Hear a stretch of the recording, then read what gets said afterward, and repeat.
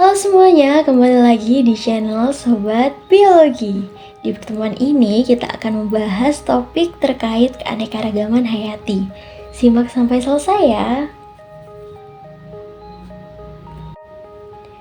Indonesia sebagai negara yang kaya akan keanekaragaman hayati menghadirkan berbagai spesies makhluk hidup yang menakjubkan.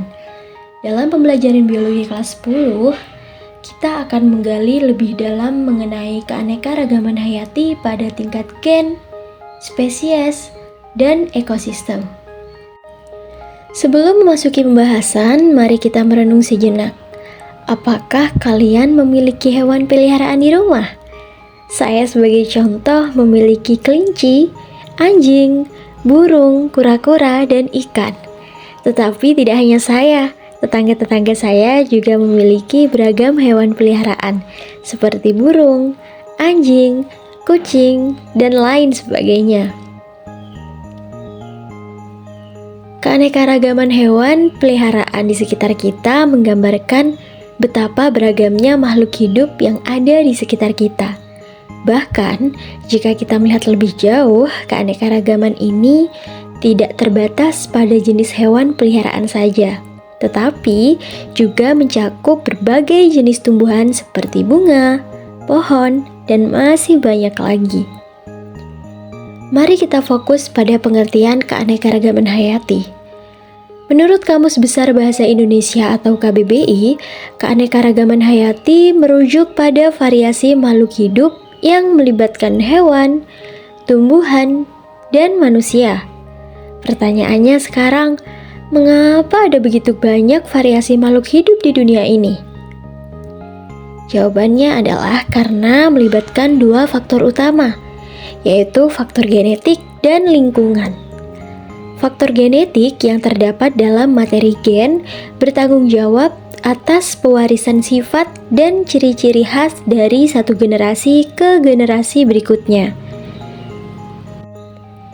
Ini menciptakan keanekaragaman genetik yang terlihat dalam berbagai ras kucing, warna bunga mawar, dan bahkan dalam variasi manusia. Keanekaragaman hayati yang ada di bumi dapat dibedakan menjadi 3 tingkat, yaitu keanekaragaman tingkat gen, keanekaragaman tingkat spesies, dan keanekaragaman tingkat ekosistem yang menyebabkan terjadinya variasi individu dalam satu spesies baik dalam hal bentuk, sifat, warna, ataupun hal lainnya. Sementara itu, keanekaragaman tingkat spesies akan menimbulkan keanekaragaman di tingkat takson yang lebih tinggi, misalnya di tingkat genus. Banyaknya variasi dan beraneka ragam hias spesies akan menyusun ekosistem yang berbeda pula. Oke, mari kita mulai dengan tingkat keanekaragaman hayati yang pertama, yaitu keanekaragaman genetik. Melalui gen, kita melihat variasi dalam spesies yang sama, seperti perbedaan antara kucing Anggora dan kucing Persia. Meskipun keduanya termasuk dalam spesies Felis catus, perbedaan ini disebabkan oleh variasi genetik. Nah, apa yang dimaksud dengan gen? Gen merupakan faktor pembawa dan pengendali sifat-sifat makhluk hidup yang terdapat di dalam kromosom. Kromosom itu sendiri terdapat di dalam inti sel. Pada dasarnya, gen-gen yang dimiliki oleh setiap makhluk hidup mengandung perangkat yang sama, tetapi berbeda susunannya. Karena susunan gen yang berbeda, setiap makhluk hidup memiliki sifat fisiologi, anatomi, dan morfologi yang berbeda pula. Setiap makhluk hidup memiliki gen yang sangat banyak dan susunan yang beragam, sehingga apabila terjadi perkawinan dua makhluk hidup, akan terjadi rekombinasi gen dan terbentuk susunan gen yang baru.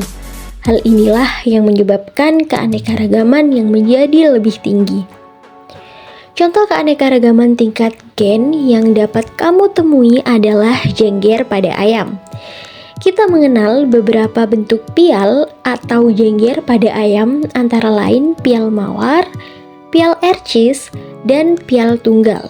Semua pial tersebut dimiliki oleh spesies yang sama, yaitu ayam atau galus-galus.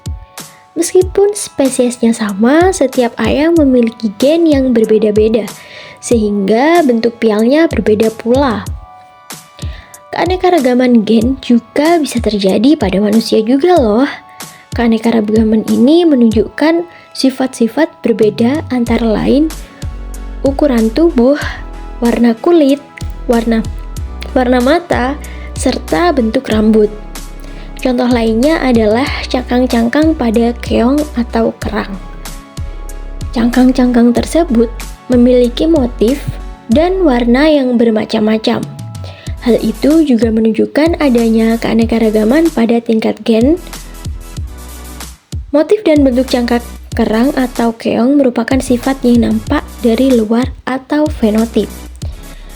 Selain faktor genetik atau genotip suatu jenis makhluk hidup juga ditentukan oleh faktor lingkungan.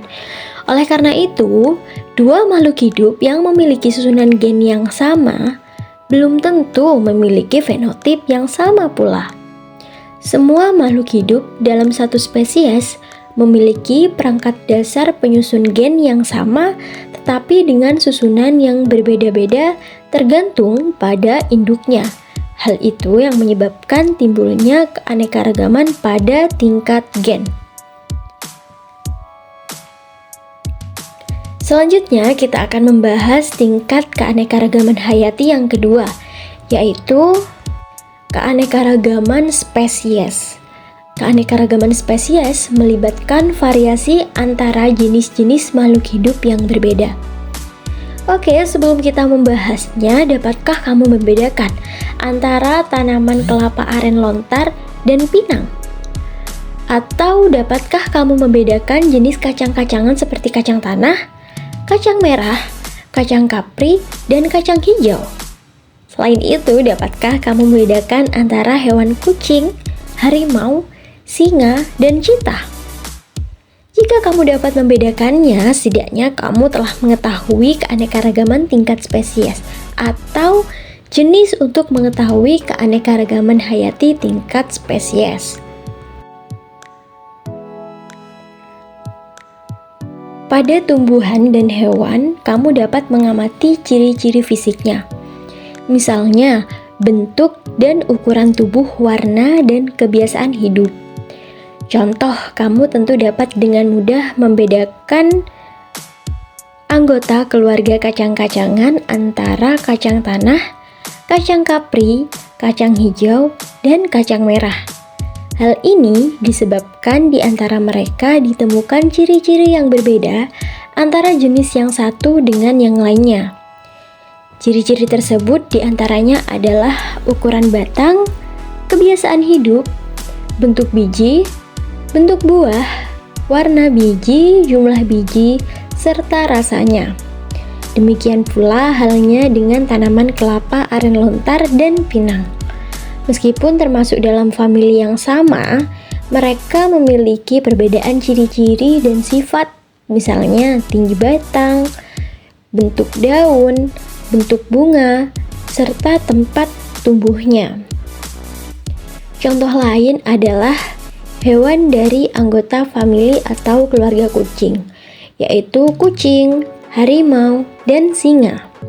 Di antara mereka terdapat perbedaan-perbedaan yang mencolok dalam hal perbedaan warna, penutup tubuh, ukuran tubuh, tingkah laku, dan lingkungan hidupnya. Dapat disimpulkan pada keanekaragaman tingkat spesies hewan atau tumbuhan memiliki famili atau genus yang sama, namun memiliki spesies yang berbeda. Nah, coba kamu tulis di kolom komentar contoh dari keanekaragaman tingkat spesies yang lain, oke? Selanjutnya, mari kita jelajahi tingkat keanekaragaman hayati yang ketiga, yaitu keanekaragaman ekosistem. Ekosistem melibatkan interaksi antara makhluk hidup atau biotik dan komponen yang tidak hidup atau abiotik dalam suatu lingkungan.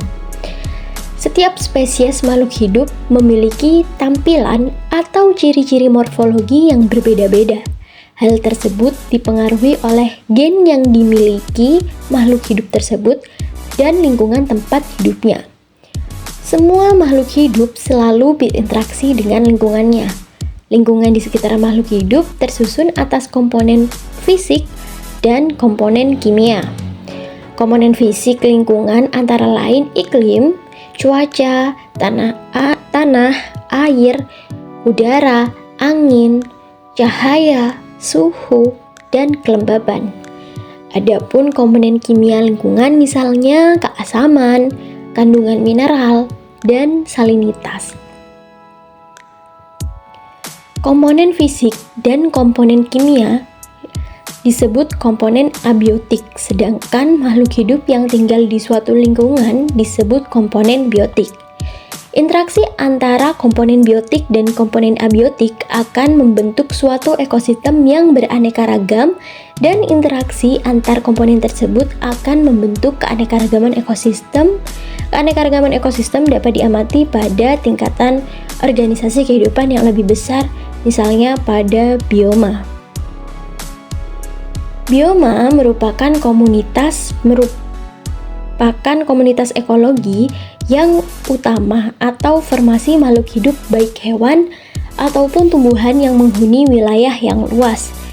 Bioma biasanya diidentifikasi atas dasar vegetasinya yang khas, misalnya tundra, hutan hujan tropis, atau hutan gugur. Bioma seringkali disebut ekosistem dalam skala besar. Keanekaragaman ekosistem di Indonesia disebabkan oleh adanya variasi iklim, kondisi geologis, serta faktor fisik dan kimia tanah.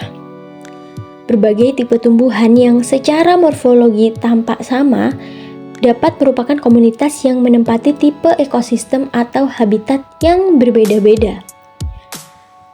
Berbagai tipe ekosistem yang ada di Indonesia antara lain adalah: pertama, ekosistem rawa bakau terdapat di Pulau Jawa, Kalimantan, Sulawesi, dan Papua. Yang kedua, ekosistem hutan rawa air tawar dan danau ditemukan di Pulau Jawa, Kalimantan, dan Sulawesi. Yang ketiga adalah ekosistem hutan basah dataran rendah terdapat di Pulau Jawa, Sumatera, Sulawesi, dan Kalimantan. Yang keempat, ekosistem hutan meranggas kering dataran rendah terdapat di Pulau Jawa, Bali, dan Sulawesi. Selanjutnya, ada ekosistem hutan basah pegunungan terdapat di Pulau Jawa, Sumatera, Sulawesi, dan Papua. Selanjutnya, ada ekosistem padang rumput savana dan padang rumput terbuka terdapat di Pulau Jawa dan Nusa Tenggara. Lalu ada ekosistem pesisir pantai dan hutan pesisir terdapat di Pulau Jawa, Sumatera, Nusa Tenggara, dan Sulawesi. Dan yang terakhir, ada ekosistem gunung api dan kaldera dapat ditemukan di Pulau Jawa dan Pulau Sumatera. Keanekaragaman ekosistem tersebut menunjukkan keanekaragaman spesies yang hidup di dalamnya. Makin beraneka ragam penghuni suatu ekosistem, makin stabil ekosistem tersebut. Kestabilan suatu ekosistem dapat terganggu apabila salah satu komponen yang hilang, rusak, atau punah. Jika kestabilan ekosistem terganggu, perlu waktu lama untuk memulihkannya. Oleh karena itu, upaya pelestarian keanekaragaman hayati sangatlah penting. Konservasi, baik in situ maupun ex situ, menjadi langkah-langkah yang harus diambil untuk menjaga keberlanjutan kehidupan di bumi ini. Penting untuk diingat bahwa keanekaragaman hayati bukan hanya tentang keindahan alam semata, tetapi juga tentang keberlanjutan ekosistem dan kesejahteraan manusia. Oleh karena itu, mari kita jaga dan lestarikan keanekaragaman hayati untuk generasi-generasi yang akan datang. Sekian pembahasan kita kali ini. Terima kasih telah mendengarkan. Sampai jumpa di pembahasan berikutnya.